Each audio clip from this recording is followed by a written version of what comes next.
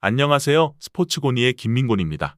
오늘은 새롭게 발매된 승부식 34회차의 K리그 3경기를 분석해보는 시간을 가질 건데요. 여러분들께서는 주중에 유럽 대항전이 있었고 주말에 또다시 많은 축구 일정들이 예정되어 있기에 어떤 경기들을 주력으로 삼아야 할지 고민하고 계신가요?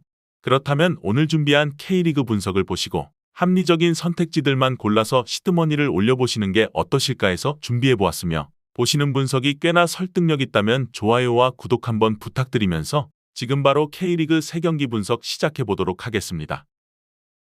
오늘의 첫 번째 경기는 2시에 치러질 대전 시티즌과 강원FC의 맞대결입니다. 홈팀 대전은 전술적인 변화를 노렸지만 이렇다 할 소득은 없었습니다.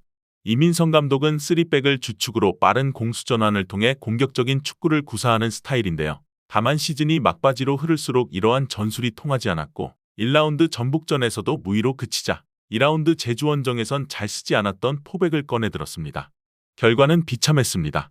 오히려 3실점이나 허용하며 이도저도 아닌 모습을 보이고 말았는데요. 포백을 꺼내든 대전에서 가장 큰 변화점은 바로 극단적인 점유율의 변화였는데요. 지난 전북전에서 40.4%에 불과했던 점유율을 57.2%까지 끌어올려렸는데요. 다만 이러한 시도에도 삼각편대를 구축한 이현식과 구택, 그리고 김인균의 공격력은 아쉬웠고 오히려 교체로 투입됐던 레안드로와 호사의 활약으로 0패를 면했습니다.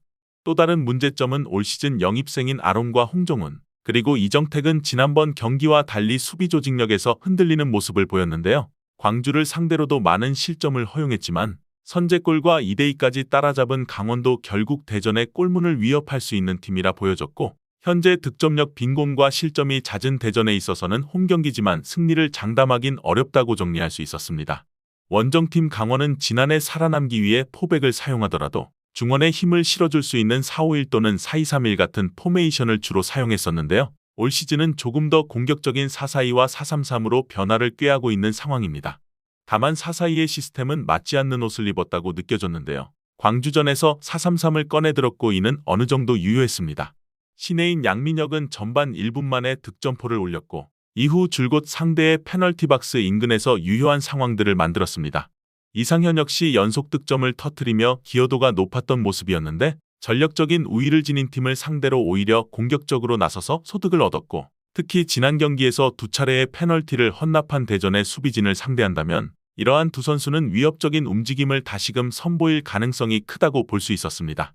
이 경기는 결국 잦은 수비라인의 구성을 바꾸면서 조직력에 문제가 생긴 대전의 수비가 강원의 역습 한 방에 실점을 헌납하는 구도가 불가피하다고 생각되었으며, 비록 대전 역시 호사와 레안드로가 좋은 호흡을 보여주고 있지만 이 또한 상대 수비의 불안함으로 인한 득점이라 느껴졌기에 조직적인 강원이 이번에도 불안한 상대의 수비를 공략해내 승점을 확보할 수 있을 경기라 생각되는 만큼 원정팀 강원FC의 승리 쪽 접근을 우선적으로 채택해보도록 하겠습니다.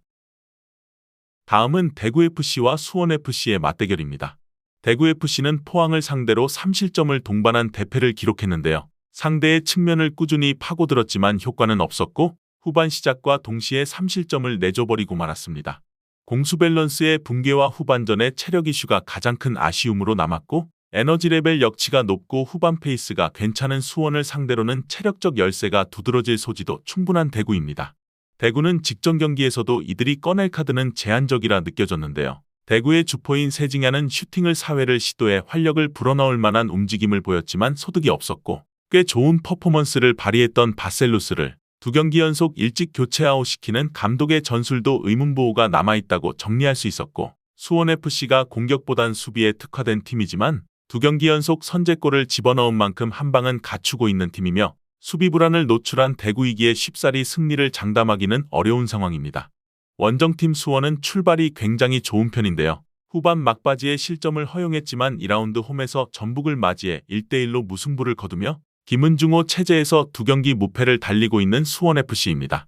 득점이 많지 않지만 질식 수비를 통해 상대 라인을 끌어올리고 역습 한 방으로 승리를 노리고 있는 수원인데, 전북이 아시아 챔피언스 리그를 위해 로테이션 멤버를 기용했다고 하지만 체급차가 더 큰 상대를 상대로 점유율을 68.7%까지 끌어올렸고 22개의 슈팅을 때려낼 정도로 주도적인 공격을 펼쳐주었습니다.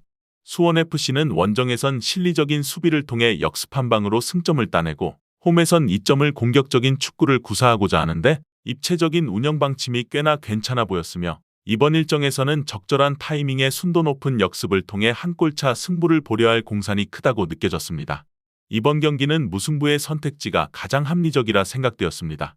대구FC는 기본적으로 점유를 내준 채 역습 한 방을 노리는 전형적인 딸깍 축구의 상징적인 팀인데 현재는 수비진의 불안함과 더불어 공격에서의 성과 자체가 나타나지 않았음을 고려했고 최근 수원FC 역시 무패를 기록하며 페이스 자체가 좋다고는 하지만 여전히 원정 경기에서의 선전의 전례가 부족한 것은 사실이고 공격의 카드 자체는 수원FC가 좀 더 많은 상황이라는 점을 고려했을 때 어느 정도 선전을 기대할 수도 있기에 양팀이 서로 한 골씩을 주고받고 그칠 것으로 예상되기에 무승부의 선택지와 플러스 핸디캡에 접근을 권장드려 볼 수 있는 매치입니다.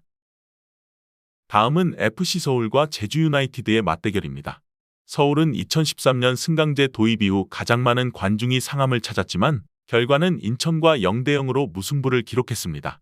60분대부터 경기장을 나가는 팬들도 보였는데요. 일단 김기동 감독을 선임했지만 선수들의 합이 아직은 맞지 않아 보였고 특히 상대가 중원과 수비에서의 벽을 두텁게 쌓는 상황에서는 U자 빌드업이 나오며 공격의 정교함이 매우 떨어지는 모습이었습니다. 물론 감독의 인터뷰에서 이러한 빌드업은 어느 정도 의도적인 것으로 보이기도 했는데 강성진과 김신진이 전술적으로 감독의 기대에 부응했다고 보기는 어려웠습니다. 오히려 인천이 강한 수비와 역습으로 서울에게 위기를 만드는 모습이 잦았고 이번 상대 제주의 경우 현재 공격수들의 폼이 어느 정도 괜찮은 상황이며 지난 경기에서 인천의 결정력이 떨어졌던 것이 승점 한 점이라도 따게 만든 요인이라 느껴질 정도였습니다. 원정팀 제주는 3대1로 대전을 잡아냈습니다. 페널티킥으로 두 골이 섞여 있기는 했지만 사실상 경기력에서 상대를 압도했다는 것이 지켜본 팬들의 중평이라 할 수 있고 활동량을 중시하는 김학범 감독답게 상대가 빌드업을 하는 상황에서는 강력한 압박을 선보였는데요. 이 때문에 대전은 정확성이 낮은 롱볼로 경기 내내 일관했고 제주가 상당히 수비 상황에서는 편했던 모습이었습니다. 물론 이러한 플레이는 섬팀인 제주가 집 밖으로 나서는 상황에서는 체력 난조로 이어지는 요인이 될 수도 있습니다. 그래도 이탈로의 폼이 상당히 좋은 편이고 제주가 서울의 공세를 어느 정도 차단을 하고 역습으로 가는 상황이라면 인천이 지난 경기 서울과 보여줬던 경기 내용을 다시 한번 재현할 수도 있을 것으로 보이는 제주입니다. 이 경기는 다득점의 양상을 예상해 볼 수 있었습니다. 서울이 일단 전술적으로 합이 잘 맞지 않는 상황이라는 점은 확실시되고 있고 제주의 압박 위주의 전술이 원정에서는 후반 페이스 저하로 이어질 가능성이 높다는 점을 생각해야 하지만 압박을 가하면서 폼이 좋은 이탈로에게 역습을 맡긴다면 서울도 지난 인천전과 비슷하게 경기가 이어질 가능성도 적지 않다고 생각되는 만큼 다득점의 선택지를 우선적으로 고려해 보도록 하겠습니다. 오늘 준비한 경기 분석은 여기까지입니다. 여러분들께서 보시는 분석이 조금이나마 도움이 되셨거나 준비한 분석에서 궁금하신 부분이 있으시다면 댓글로 말씀해 주시면 성실히 답변 도와드리겠습니다. 또한 현재의 분석을 토대로 한 최종적인 승부식 조합과 영상에서 다루지 않은 경기들에 대한 정보와 분석이 필요하신 분들께서는 하단의 댓글의 링크를 통해 경기 분석 문의 주시면 해외 축구 정보 공유방으로 무료로 입장 도와드리고 있으니 꼭 오셔서 추가적인 정보와 조합까지 받아보시는 것을 권장드리면서 오늘의 분석은 마무리해 보도록 하겠습니다. 시청해주신 모든 분들 감사합니다.